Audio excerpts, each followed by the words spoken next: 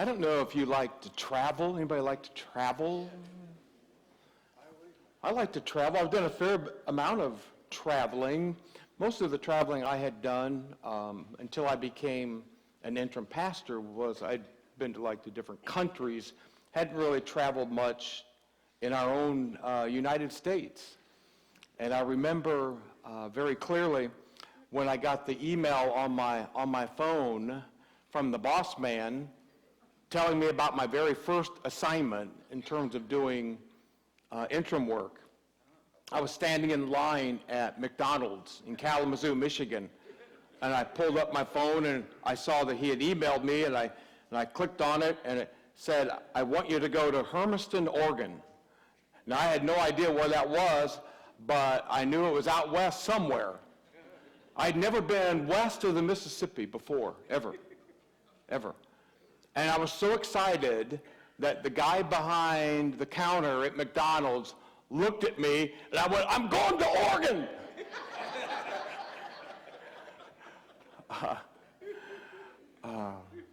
It was pretty exciting. I mean, and so we got out there, and it's just, if you've been out there, probably out in the Northwest, and it's just a little bit different. And I remember not long after we arrived that I started seeing signs being posted like at the intersections, and it was announcing that they were going to have a rock show. Now, I'd never been to a rock show in all my life. I thought, like, I'm going to go see what a rock show is like. And so I showed up. It was at the little convention center that they had in town, and walked in, and of course you have all these dealers. They've set up booths, and of all things, they're selling rocks. And I'm walking around, and I was fascinated by the different rocks and looking at it and pricing it and all this stuff. And I found that I was drawn to petrified rocks, the petrified wood, you know, these trees and stuff that had somehow became rocks. And before I knew what happened, I bought a 38-pound rock.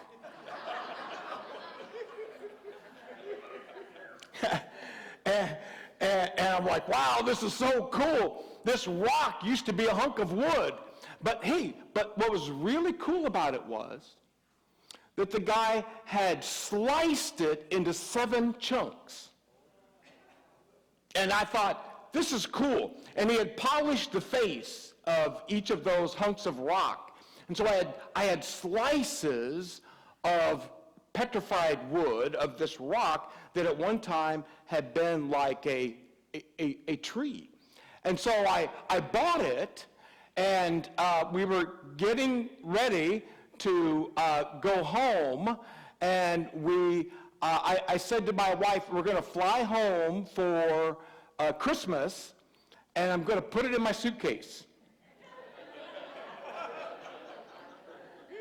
That's right, 38-pound rock in my suitcase. But I had plans for that. I had plans for that rock.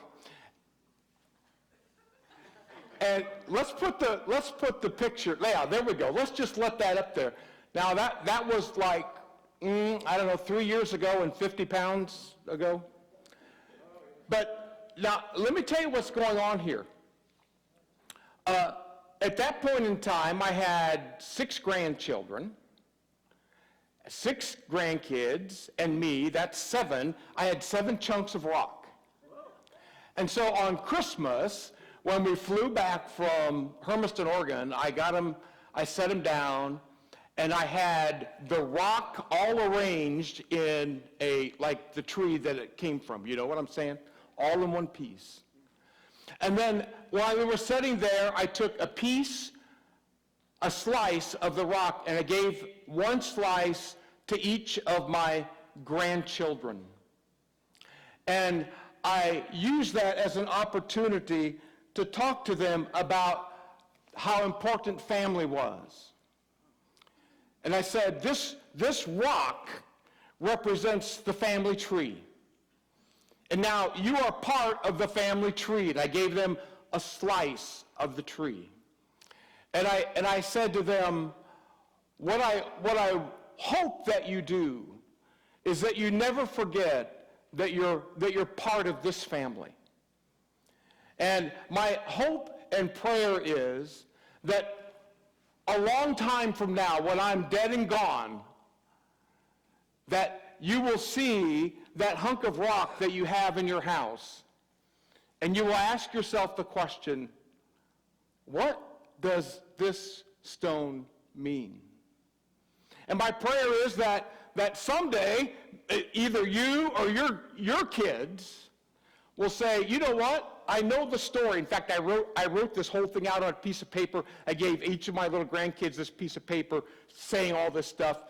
And I said, my hope is that from time to time, you will see the stone, and you will say, you know what? Let's put the stone back together again. Let's reunite the family tree, and that you will come together, and you will arrange the slices of that petrified rock into the family tree so that you will come together. My hope was that rock would be a reminder of something really, really important. The question, what do these stones mean? Of course, you recognize, maybe, that's a line that comes from Joshua chapter 4. What do these stones mean? And when we look at Joshua chapter 4, we see that in the history of Israel, they are involved in a shared story.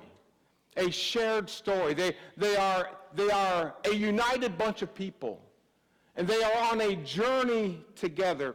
And now to read Joshua 4, and I'll read 4 verses all together, beginning at verse 20.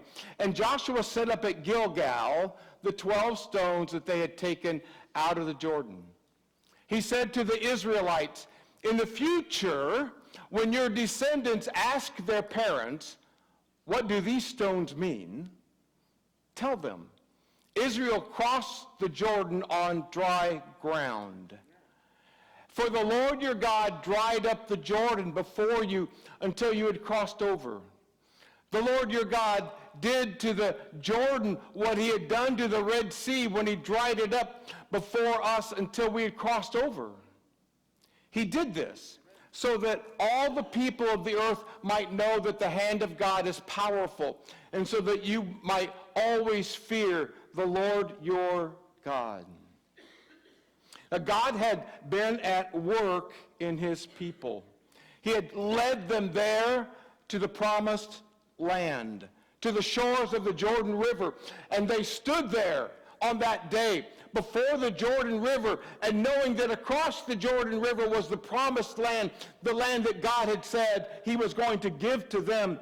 And so it was a huge deal for the people of God, for the Israelites, to prepare to cross over the Jordan River into the promised land. And maybe you know the story. After many trials and after many challenges and a lot of detours and a lot of wandering around in the wilderness, they finally arrived. God made good on his promise, and the waters departed. And they crossed over the Jordan, and they stood there in the promised land.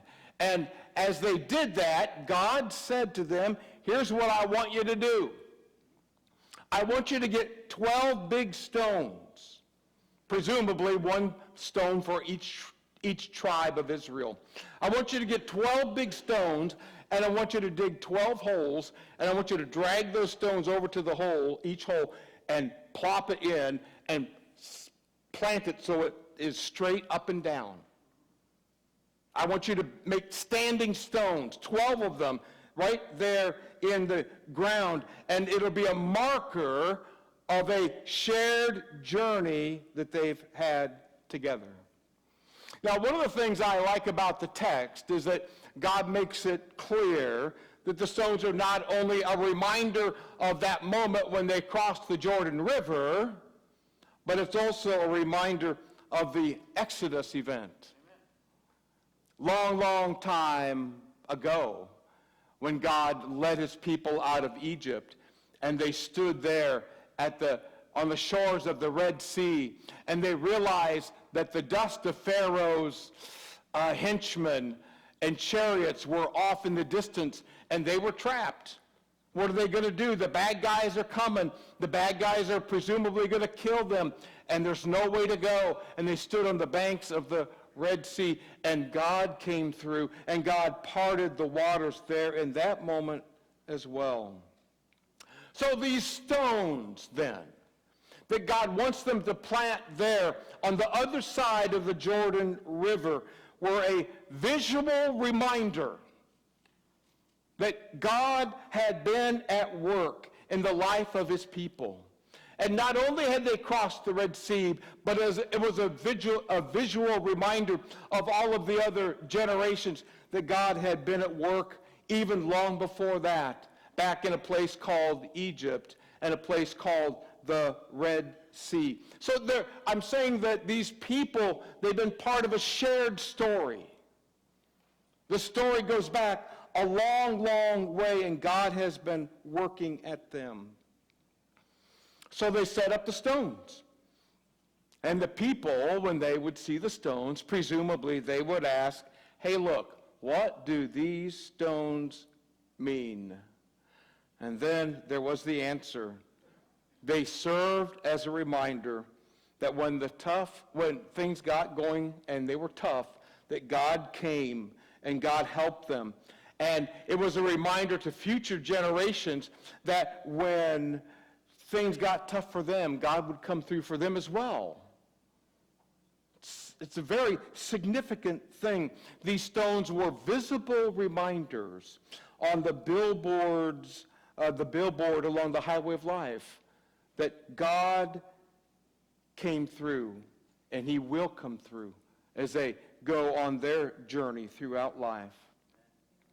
Now, having set the context, let me just remind you that in every congregation and in every church, there is a shared story and a shared journey. You've allowed me the privilege of being part of your story, and for 7.5 months now, I think that's right, I stepped into your story. And we've all been on a journey together. We're traveling together in a shared story. You, as an individual, you began to share in your story from the very first day that you came here to Trinity and attended a service. That's when you began to share this story in this journey of this group of people called Trinity Friends Church. And I'm certain that many of you have been part of the story a lot longer than other folk, right? Now, I'm just curious. As I was working on this, I thought, I wonder if there's going to be anybody there on Sunday morning, here this morning, you've been part of the journey called Trinity Friends Church. You've been part of the journey for 50 years or more. Have you been attending? Raise your hand. Hold it up, way up. Wow, yeah, give them a round of applause. What about 60 years or more? Raise your hand.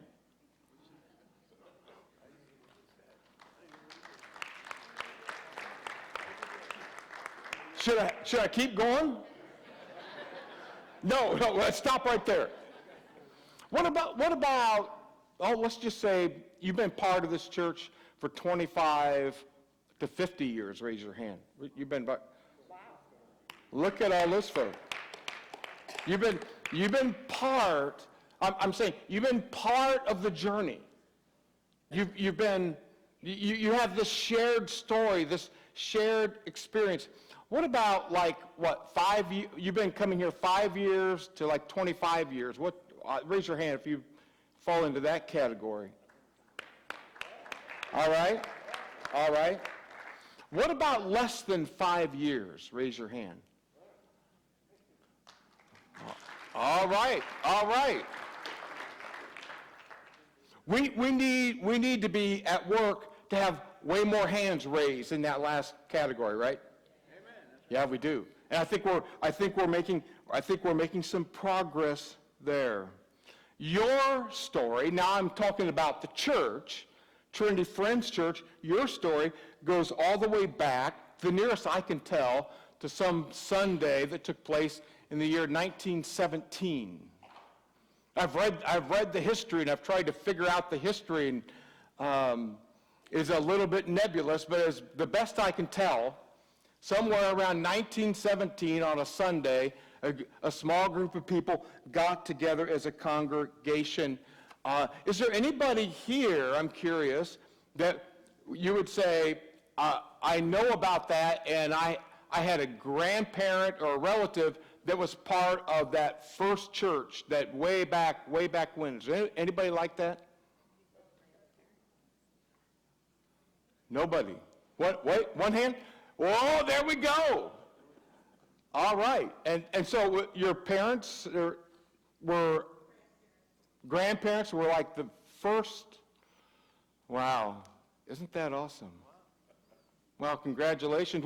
We're part of a great heritage. We're part of this grand story, this grand journey that began around 1917, and down throughout the years, the story has continued. And that you've relocated, and you've built these buildings, and you have these standing stones all around. And really, the question is, what do these stones mean? What lessons do we learn as we think about what God has done in Trinity Friends Church? And I think it's pretty obvious that the big lesson is this. Just like in the Old Testament, God's people, if we obediently follow him, he will come through. As long as we follow him, as long as we say yes to him, as long as when God comes and says, here's what we need you to do, and we say yes, the waters will then part, no matter what we need as a church or as an individual. God is going to provide. And we see that again and again and again as God interacts and meets the needs of his people there in Scripture. Now, I think it's wonderful to think about what God has done for us as a church, but we need to remember that this is an ongoing story. This church, Trinity Friends, this is a developing story, and we're not done yet, thank God. The end is not here. This story is still being written. Now, the text suggests that there are two different questions about a shared story, and they're really simple. One is, where have we been? And the other is, where are we going? Where have we been? And the other is, where are we going? And those standing stones there in Joshua chapter 4, that's exactly what those stones did. It reminded people of where they've come from, and it reminded them that when the going gets tough, God is going to come through for them there in the future. The last chapter of Trinity Friends Church has not yet been written. It's still being written. And it's still being written by you and I, by the fact that we are here today. We are writing the pages of the story of Trinity Friends Church by the decisions that we make every day, by the decisions that you make in your own personal life, and the decisions that you make regarding the church, whether you support the church, whether you rally around the church, whether you get involved. And you understand that you are helping write the story of Trinity Friends Church day by day by the decisions that you make. I mean, it's not hard to stop and ask ourselves the question, well, what if the people of God had not been obedient? What if they had been disobedient to God? And we have the prime example in Scripture. They wandered around in the desert. They just went around and around and around and had to endure all sorts of affliction when they were disobedient. It's not hard to figure out. But if they had never come to their senses, if they had never said to themselves, all right, I'm going to begin to follow God now, we're going to be obedient to him, enough of this monkey business of being disobedient, then probably they'd still be out there in the wilderness running around in circles.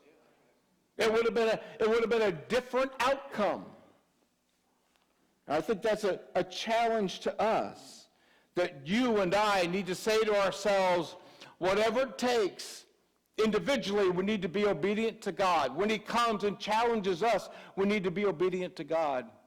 And of course, collectively, as a body of believers, when God comes and challenges us and says, I want you to go in this direction, here's what I want you to do, and here's what I want you to become in the future, we need to be sure that as we prepare our hearts, that we're prepared to say yes, that we are obedient to God in everything that we do.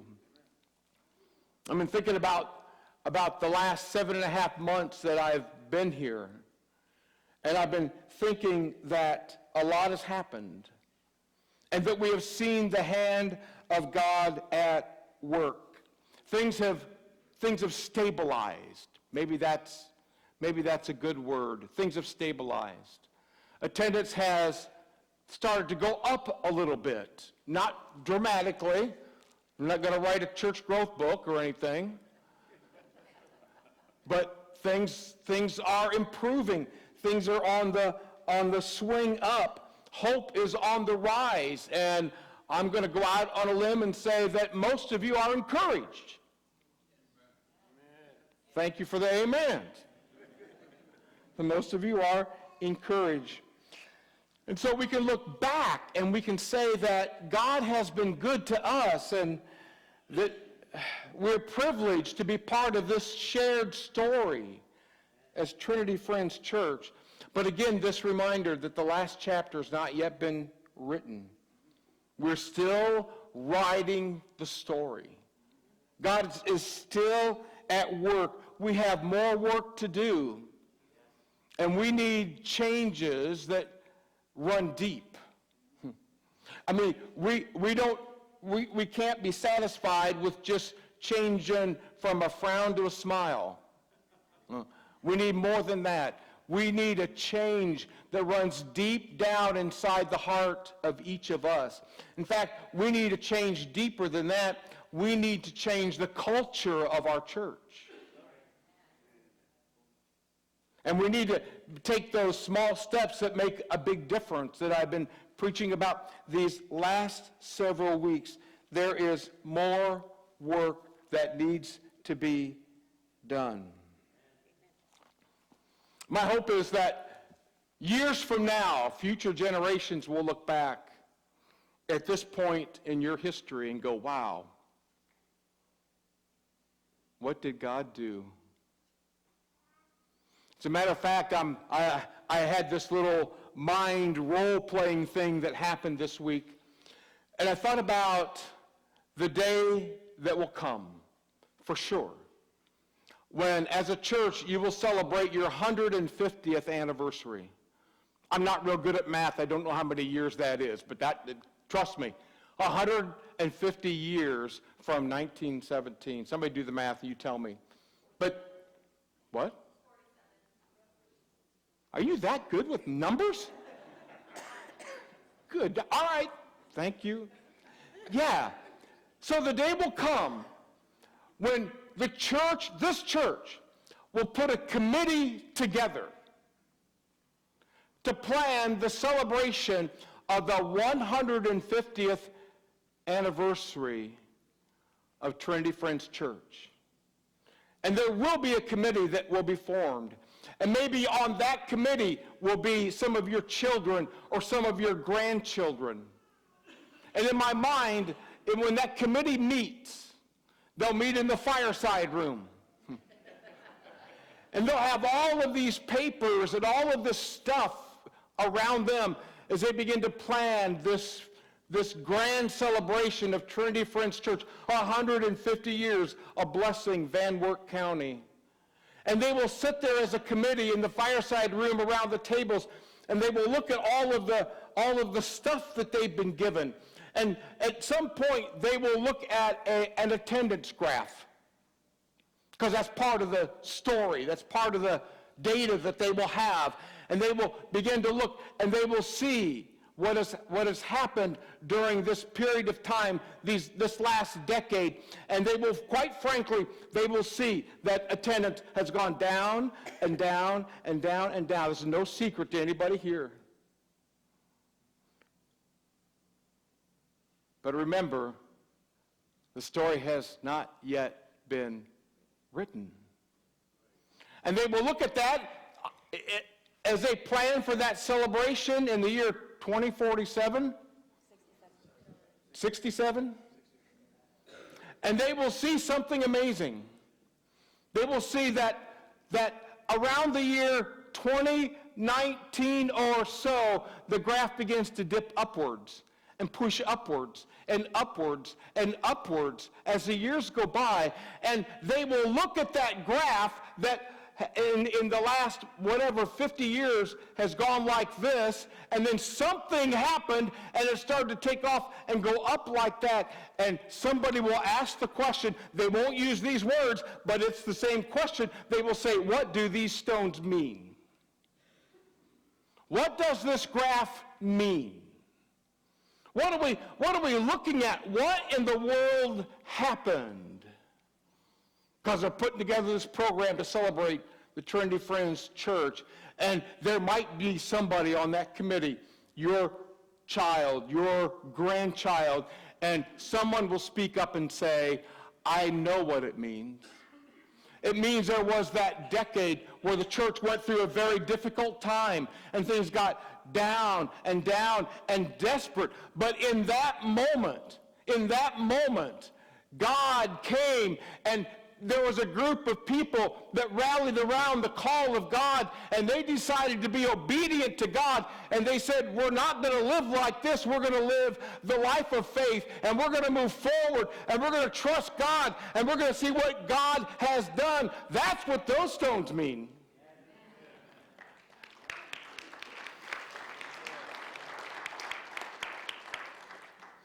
I'm just telling you, this is going to happen, because, you ought to go home and write it down, put it in a sealed envelope, and just put it on the outside of the envelope, say, for the committee planning the 150th anniversary of the church.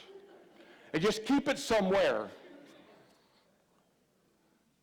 Because I'm telling you, this is going to happen, because the story is not yet fully written. But the way it's going to happen is that if you and I are going to say to ourselves, we're going to be obedient to God regardless of the cost. We're going to follow hard after God.